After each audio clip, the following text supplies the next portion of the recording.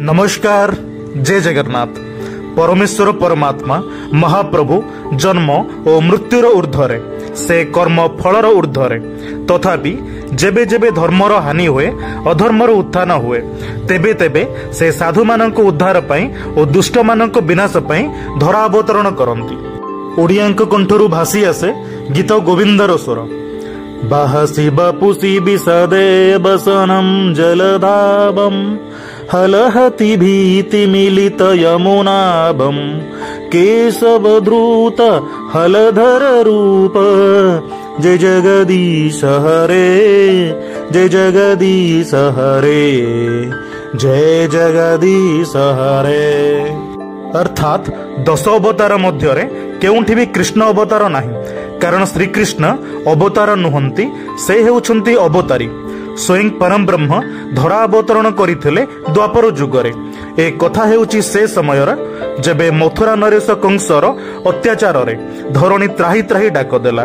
धरणी पाप भार सह्य न करि पारी प्रकंपित हेला। धरणी को धारण करिथिबा शेषनाग मुखरू रक्त बाहरिला। मां धरणी रानी सृष्टिकर्ता ब्रह्मा को निजर दुख जणाइले। परमपिता ब्रह्मा समस्त देवता को सांगरे नहीं क्षीर समुद्र रे जोग निद्रा रे सोईथिबा नारायण को स्तुति आरंभ कले। नारायण समस्त देवता और ब्रह्मा स्तुति संतुष्ट होई जोग निद्रा त्याग कले और आसीबार कारण पचारिले। ब्रह्मा कहिले, हे अंतर्जामी, आपण को केउ कथा बा अजणा। असुरराज कंसर अत्याचार रे तिनिपुर रे अधर्मर विस्तार हेउछि। ए असमय रे समस्त को रक्षा करंतु।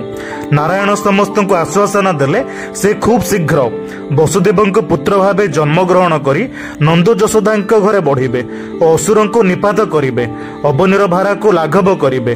देवता माने महाप्रभु आश्वासन पर आश्वस्ति अनुभव कले। भोजवंश रे सुरसेन नामक राजा थिले जे मथुरा रे राजत्व करुथिले और अनेक राजा तांको अधीनत्व स्वीकार करिथिले। सुरसेन पुत्र थिले उग्रसेन। उग्रसेन जणे कन्या नाम थिला दैवकी और अन्य जणे कन्या नाम थिला देवकी और पुत्र नाम थिला कंस। कंसर आतंक रे देवता माने थरहर हेउथिले। से चालिले वसुधा प्रकंपित हेउथिला। कंसर अत्याचार रे समस्त थिले दुखित। कंस अत्याचारी हेले भी निज भौणी देवकी को बहुत भल पाए।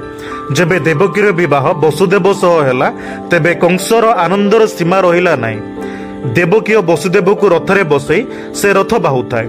सेही समय आकाशवाणी हेला, रे मूर्ख कंस, तू जहार रथरे सारथी साजिचु तार अष्टम गर्भर संतान तोते मारिदेव। राजा कंस सबु संपर्क भूली देवकीर चुटी हाथ धरिले ताको मारिदेबा पई। कंस कहिला, देवकी, तू थिले सिना तोर अष्टम गर्भर संतान मते मारिबो, आज मु तोते ही हानि देबी। जो कंस को देवता माने मध्य भय करती ताकू किए बा कौन कहब। से समय वसुदेव नारायण को स्मरण करी कहिले, हे कंस महाराज, आपण विराधी वीरबर, आपण जड़े नारी को हत्या करी केउ जस अर्जन करिवे। तापर देवकीर पुत्र आपण को शत्रु। देवकी तो शत्रु नुहे ना। आपण दया करी देवकी को प्राणदान दियंतु।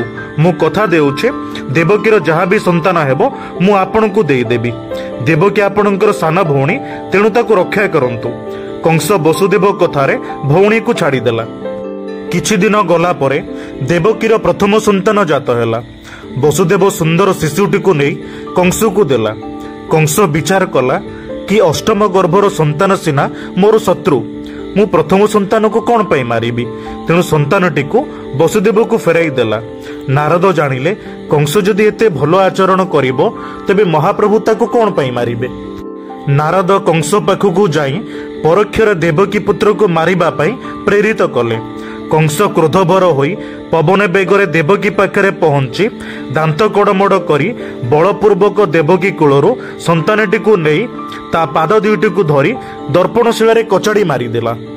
देवकी और वसुदेव हाथ पाद लुहार शिकुली रे बांधी कारागार रे बंदी करी रखागला।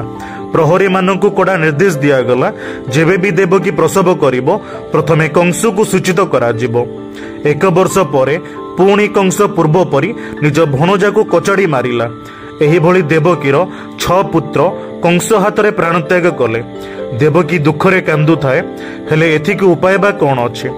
देवकीर दुख देखि बड़ बड़ सामंत अनंत देवकी गर्भरे रहिले। जेबे देवकी गर्भ 8 मास हैला, महाप्रभु नारायण दुर्गा को कहिले, जेतेबेले वसुदेव को कंस बंदी कले तेबे तांकर पत्नी रोहिणी भୟରେ नंद घरे लुचिले। आपण देवकीर गर्भस्थ संतान को हरण करी रोहिणी गर्भरे स्थापन करंतु और आपण निजे नंद राजा दुहिता भावरे यशोदा गर्भरु जन्म हुअंतु। मु देवकी गर्भरु जन्म हेले वसुदेव मते नंद घरे थोई आपण को नहीं आसिबे। आपण मर्त्यमंडल रे पूजा पाइबे। देवी नारायण कथा अनुसार देवकी गर्भ रात्र काल रे हरण करी रोहिणी ठारे स्थापन कले। नारायण वैकुंठपुर उपेक्षी देवकी उदर रे प्रवेश कले। देवकी सौंदर्य वृद्धि पाइला। बंदीघर एमिति आलोकित हैला जेमिति कि सूर्य उदित हेउछंती।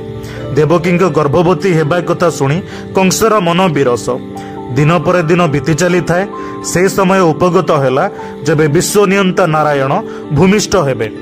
भाद्रव मासर रिमझिम बरसा कृष्ण पक्ष अष्टमी तिथि रोहिणी नक्षत्र वृष राशि रे बुधवार अर्धरात्रि रे नारायण जन्म हेले। स्वर्गर अप्सरा आनंद रे नृत्य आरंभ कले। देववाद्य बाजी उठिला। देवता माने पुष्पवृष्टि कले। देवता माने आनंद रे हरि बोल उच्चारण कले। आजिर कथा को एटी विराम देउछे एही प्रतिश्रुति सहित कि मु पुणी फेरिबी महाप्रभु जगन्नाथ आउ किछि कथावस्तु को नहीं। नमस्कार, जय जगन्नाथ।